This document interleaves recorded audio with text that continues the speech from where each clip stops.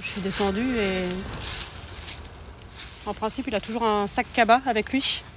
Je n'ai même pas retrouvé le sac cabas. Sa famille le recherche chaque jour sans relâche.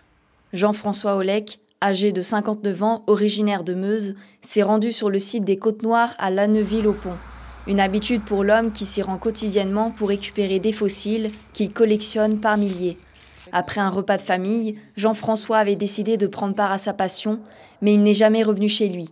Ses proches ont alors alerté les autorités de sa disparition. Malheureusement, la météo était un peu triste ce jour-là.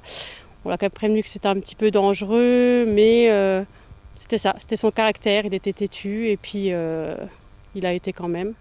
Ne pouvant pas rester sans rien faire, la famille prend part aux recherches en observant et en traquant le moindre indice qui permettrait de retrouver le grand-père.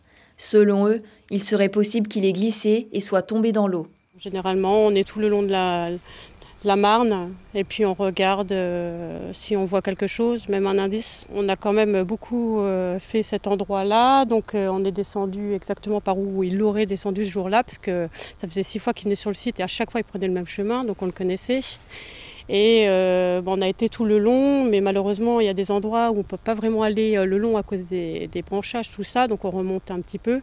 On a été jusqu'à un petit peu plus loin que le pont, là-bas, et un petit peu plus haut au niveau de la chapelle. Voilà, un petit peu. Et aujourd'hui, on a décidé d'aller voir les villages voisins aussi. On a fait quelques points de repérage sur une carte. On a, je crois, 5 points à aller vérifier. Pour s'aider, le petit-fils, Enzo, a réalisé une carte retraçant un parcours de 20 km. Donc en fait, j'ai mis d'abord le lieu de la disparition, qui est ici. Et ensuite, j'essuie le cours d'eau de la Marne et j'essaie de trouver les différents endroits où il aurait pu se bloquer, donc les endroits les plus étroits. La famille garde espoir et compte continuer les recherches jusqu'à le retrouver. Du côté de la gendarmerie, des recherches aériennes ont été menées. Un drone et un hélicoptère ont survolé la zone en début de semaine et les plongeurs ont également ratissé la Marne.